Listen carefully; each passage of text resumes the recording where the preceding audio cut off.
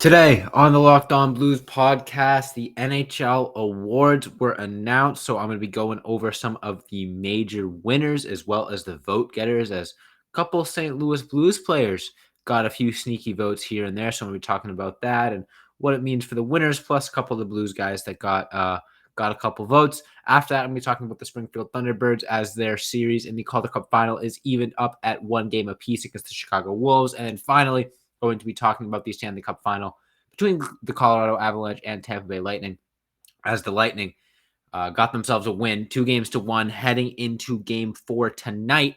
Springfield Thunderbirds play tonight as well, so I'm going to be previewing both those games and more. Busy episode. Make sure you stay tuned.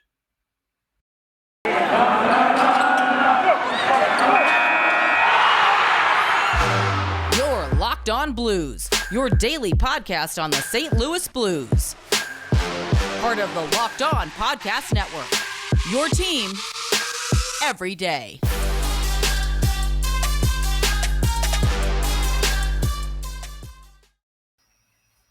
Ladies and gentlemen, welcome back to the Locked On Blues podcast, part of the Locked On Podcast Network, and your number one source for daily Blues content. I'm your host, Josh Hyman, and like I said, I got a busy episode for you today. Lots to cover from the world of NHL Awards, AHL Calder Cup Finals, and then the NHL Stanley Cup Finals. Before I get into any of that, though, I wanted to thank anyone and everyone out there for making Locked On Blues your first listen, because the show is free and available on all podcast platforms. If you haven't done so already, hit that subscribe or follow button, whatever podcast platform you listen to us on. If you're watching on YouTube, hit that subscribe button and hit that like button as well. That way, more people will see the video, more people will see the content, and, the more people that see it, the better the content will get, because the more feedback I'll be getting. It's a win-win. You're missing out if you're not checking us out on YouTube. You can see my beautiful face, my wonderful McLovin t-shirt, and my gorgeous Blues jerseys behind me. Anyways, that being said, let's talk about the NHL Awards. A couple of them got announced officially, and we have the votes.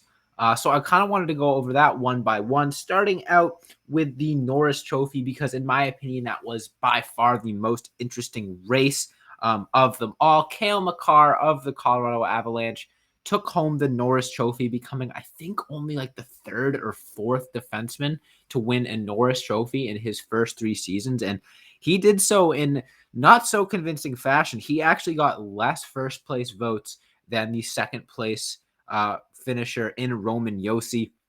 Cale Makar got 92 first place votes, and Roman Josi got 98. It just really came down to those second place votes, as Cale Makar got 98 second place votes to Roman Josi's 76. So, a lot more people had Cale Makar in their top 2 than Roman Josi. Josi got more first place votes, but Cale Makar got more top 2 votes, and because of that, he finished with 25 more points than Roman Josi. To put that into perspective, the gap between first and second is 25 points, 1606 to 1631, and then the gap between second and third place is almost 700 points, 1606 versus 940. So one of the closest, not just Norris Trophy races we've seen in a long time, but one of the closest award races we've seen in a long time. And that says a lot about the state of defensemen in the current NHL. I mean, obviously, the Norris Trophy kind of for a while has been which defenseman puts up the most points. And yeah, that's a little bit frustrating. I think the defensive defenseman gets a little bit overlooked in this scenario. You got guys that probably deserve a little bit more respect that just aren't going to get that because they don't produce as much in the offensive end. But that being said, that doesn't mean it's not an exciting award. It doesn't mean that, we're kind of seeing this new breed of defensemen, kind of that was pioneered by Erik Karlsson a few years ago, of just the not necessarily always smaller, but undersized, speedy, skilled defensemen that can almost play forward at times for you.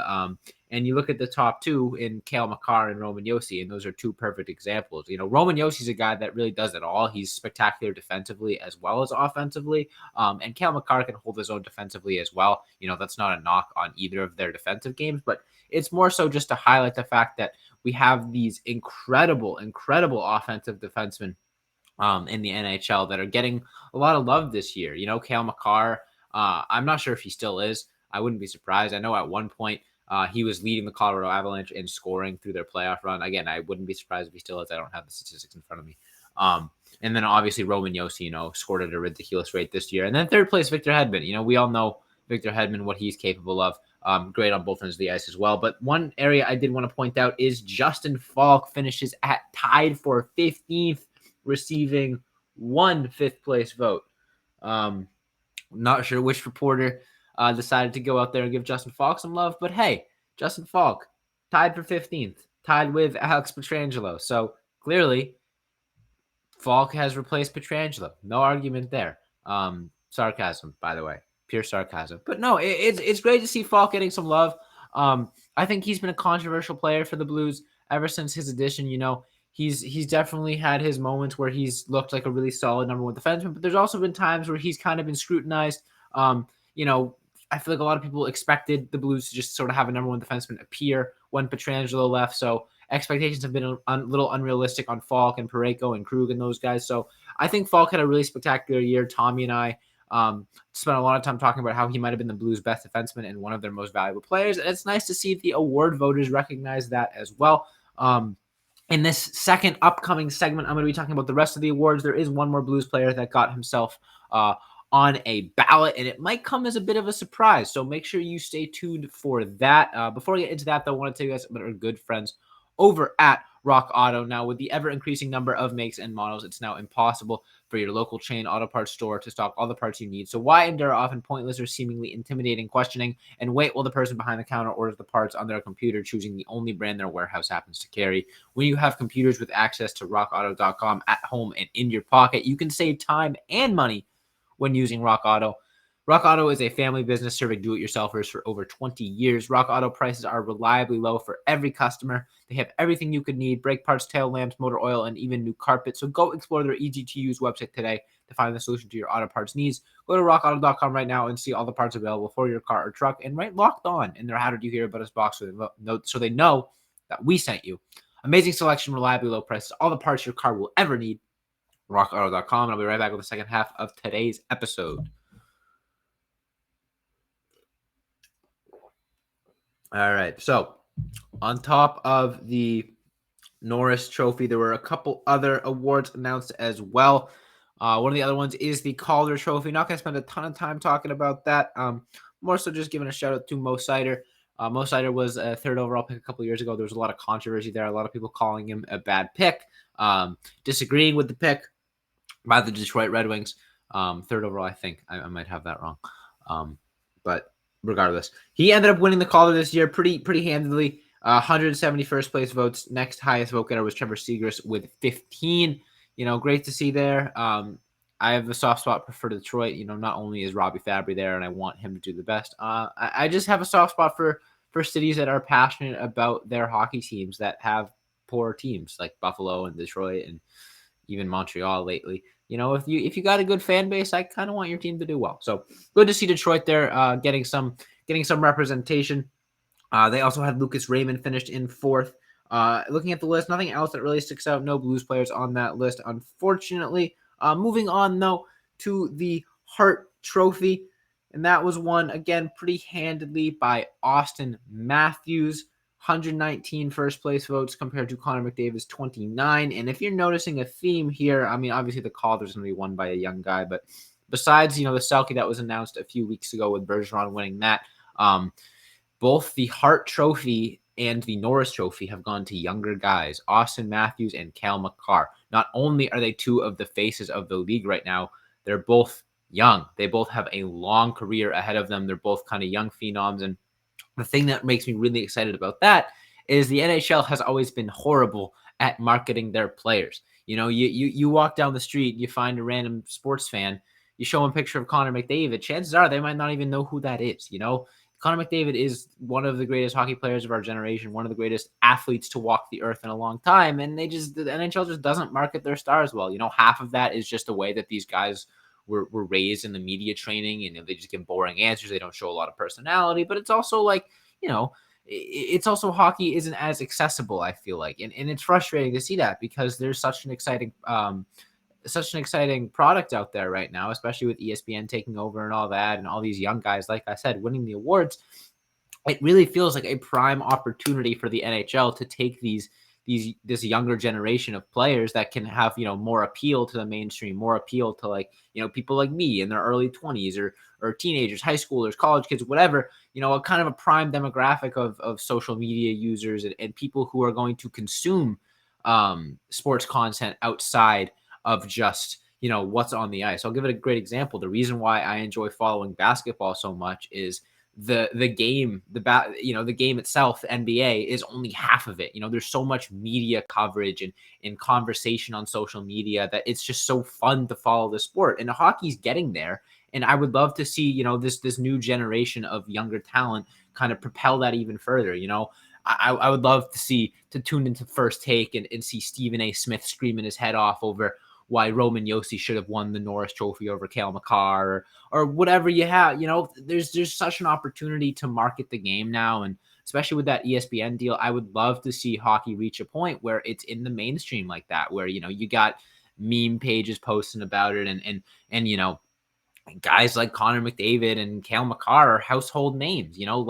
Like the NBA players of young. There's so much debate and conversation about NBA, NFL, whatever. I would love to see the NHL reach a point where it's like that, where you can just kind of strike up a conversation with someone sitting across from you at the bar, even though if they're not wearing a hockey jersey, you just assume that they know, what's going on in hockey because that's what's popular.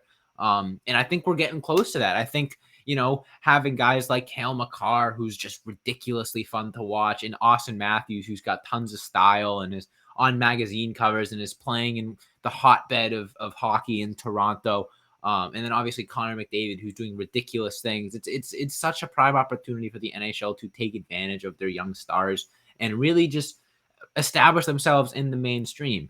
And I think they're getting there. I think we've seen a lot of improvement since ESPN took over. It's still not quite, at the level of the NBA or the NFL, but it's getting there.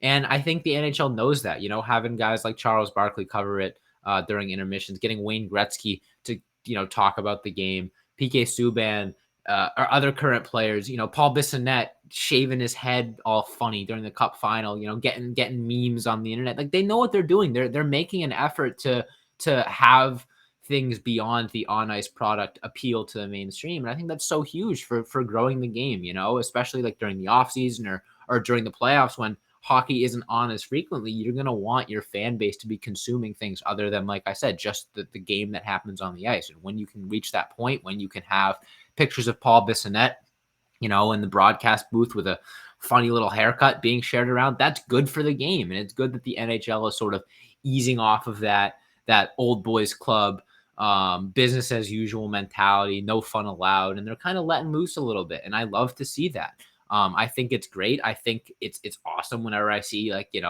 TNT tweet a funny video of Charles Barkley talking about hockey. That's great. I'm so used to seeing those guys in the mainstream. And also I'm talking about my niche sport. It's funny calling hockey a niche sport, but honestly, it has been in the mainstream media. It's great to see, it get that coverage. And I think that this sort of revolution of young guys winning awards is a perfect opportunity for that. You got Cale Makar setting records left and right. One of the youngest defensemen to win a Norris Trophy, one of the earliest in his career, whatever.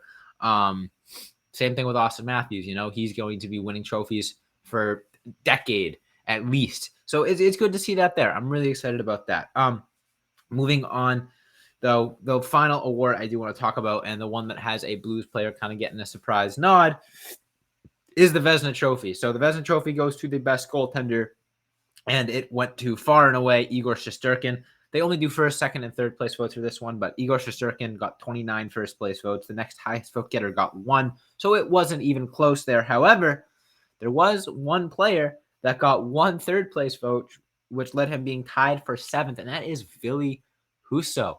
That's right, Ville Husso was on the Vezina ballot. Not sure which reporter decided to use their third place vote on Ville Husso, but hey, am I gonna sit here and try to convince you that Ville Husso should have won the Vezina Trophy? No. Am I gonna sit here and say, hey, it's pretty cool to see a Blues player on that list, and Ville Husso was the last player I expected to see? Yeah, absolutely. Obviously, his end of the season performance and his playoff performance left a little something to be desired, but the fact that it wasn't just an in-house thing and it wasn't just a fluke, and you got people around the league in the media recognizing Ville Husso and his play, is pretty impressive. What that's going to mean for his price on the market is interesting. I'm not sure if that's going to increase his demand or decrease his demand, but it's pretty cool to see him on that list. And another Blues journeyman. He's 27. This was his first full season in the NHL.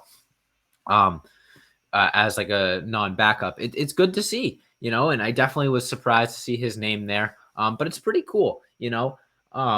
Having as many Blues players get awards as possible or award nominations as possible. It's great to see. So that being said, in this upcoming third and final segment, I'm going to be talking about both the Springfield Thunderbirds and the Tampa Bay Lightning and Colorado Avalanche series. So make sure you stay tuned for that. But before I get into that, if you think the Tampa Bay Lightning are going to continue their resurgence and beat the Colorado Avalanche, put your money where your mouth is at betonline.net. Betonline.net is your number one source for all your betting needs and sports info. You can find all the latest sports developments, league reviews, and news, including this year's NHL playoffs and Major League Baseball. BetOnline is your continued source for all your sporting wagering information, including live betting, esports, and scores. And betonline.net remains the best spot for all your sports scores, podcasts, and news this season.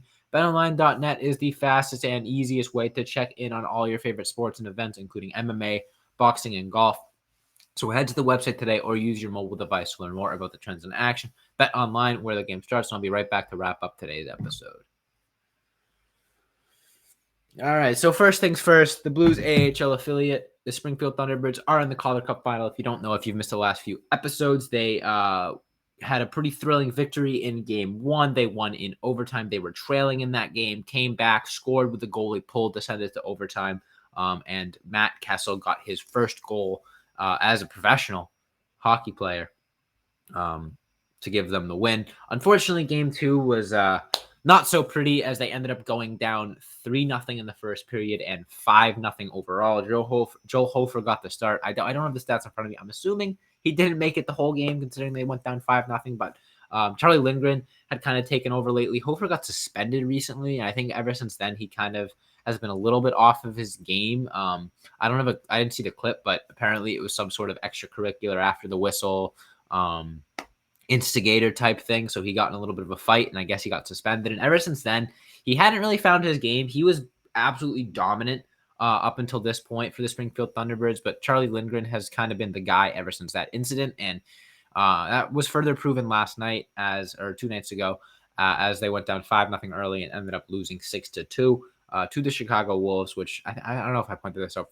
earlier, but pretty funny that the Blues' former AHL affiliate is playing their current AHL affiliate in the Calder Cup Finals. But that being said, goaltending was definitely an issue for the Thunderbirds. They never really had a chance in that game. They ended up losing 6-2.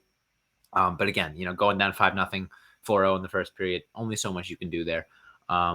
And, you got to hope that they can rebound. They play again tonight. I'm sure that they will. They made it to the Calder Cup Finals for a reason. They're not the type of team that gives up 6 goals often, so I don't suspect they'll do that again. I suspect they'll get better goaltending and more consistent offense, and it's going to be a heck of a series. That being said, speaking of a heck of a series, the Tampa Bay Lightning proved that they are not going to go down quietly, and they dominated in Game 3 to make the series 2-1. I believe 6-2 was the final score in that game. It's going to be a test for Colorado. I don't think anybody was expecting Colorado to sweep realistically. I think a lot of people were talking about that. Now, unfortunately, the St. Louis Blues are no longer the only team that has beat the Colorado Avalanche in the playoffs. The Tampa Bay Lightning joined that club, but it's going to be a heck of a series. And again, they played tonight, so should be a good game there. Tampa proved, why they belong, why they won back-to-back cups. They proved that they can rebound from a tough game. And it was kind of just the goaltending of Colorado let them down. I think Tampa was definitely a better team, but anytime you give up that many goals, it's just going to be difficult no matter how you're playing. And yeah, Colorado didn't get a ton of goals themselves, but still, I think it wasn't too indicative of how the rest of the series has gone. We've seen a couple blowouts in that series and then one close game. So I think tonight is going to be more of the same in terms of a close game. I think both teams have kind of shown their firepower, and now they're going to settle in and play a more even, consistent game. I expected this series to go 6 or 7. I said that from the beginning, and I still think that that's going to be the case. But Colorado has proven that they're capable of beating a team like Tampa. But then obviously, on the other hand, Tampa has proven that they're a team that has won back-to-back Stanley Cups and that they belong in a third consecutive Stanley Cup, and they very well might win it. They went down 2-0 in their Eastern Conference Final Series against the New York Rangers. They were down 2-0 in this series against the Colorado Avalanche. Obviously, there's no reason to believe that they are down and out, especially after winning Game 3. Game 4 tonight is going to be very, very exciting. I'm looking forward to seeing. Can't believe I'm saying this, but I'm looking forward to seeing Nazem Kadri return to the lineup. Um, grudges aside, pass play aside, he was a guy that was producing really well for Colorado, and him in their offense just takes it to another level. You do as much as you can to stop their top end talent, and then you got a guy like Nazem Kadri hopping on the ice when you just really feel like you can't handle that extra offense. And I think that the Blues definitely struggle with that as well. And Nazem Kadri basically single-handedly won a game for the Colorado Avalanche. And he went out on what I thought was a pretty dirty play. So I'm glad to see him come back, and I'm glad to see Colorado at full strength, because this is a series with a ton of potential to be an all-time classic. You have two of the best teams of our generation, or not of our generation, but two of the best teams of the current NHL. Facing off in the Stanley Cup Final right now, and it would have been a shame if it was a sweep or a 5-game series. I think the only thing that's right for a series like this is for it to go 6 or 7, and a guy like Nazem Kadri returning to the lineup makes that all that more likely that Colorado will be able to hang with Tampa throughout the entirety of the series. But that being said, if Colorado wins tonight, goes up 3-1, who knows what could happen. So that being said, that also the time I have for you guys today on the Locked On Blues podcast. So make sure you hit that follow or subscribe button on whatever podcast platform you're listening to me on. Hit that subscribe button on YouTube as well, and the like button. That way, more people will see it. Leave a comment. I'll try to interact with lots of the comments as I've been doing in the past. Follow all of Locked On Blues social accounts on Twitter, Instagram, Facebook, and TikTok at Locked On Blues. You can follow me on Twitter at Josh Hyman NHL. That being said, though, thanks so much for listening. And as always, let's go Blues.